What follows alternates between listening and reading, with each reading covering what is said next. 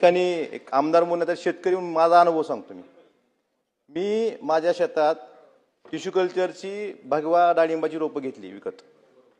मला 3 वर्षांनी कळालं ती गणेशची होती म्हणून. तुम्ही दंड किती दुसऱ्या वेळेस करणार? 25,000. एका फवारणीचा खर्च 25,000 रुपये साहेब. 3 वर्षानं मला कळालं ती गणेश नव्हतं, भगवा नव्हतं, गणेश होतं म्हणून रोप. अशा लोकांना तुम्ही प्रोत्साहन देण्यासाठी बिल आणताय का? माझी विनंती आहे, तुम्ही या ठिकाणी बहुमताचा विचार करू नका, शेतकऱ्यांचा विचार करा. बिल मागं घ्या आणि हा विषय राजकारणाचा नाही. सगळ्या सत्ताधारी पक्षातल्या ग्रामीण भागातल्या आमदारांना विचारा.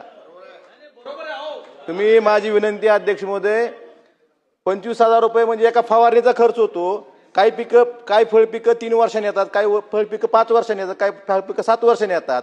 मग त्याला 7 वर्षांना कळतं, 5 वर्षांना कळतं आणि तुम्ही त्याला 25,000 दंड करणार.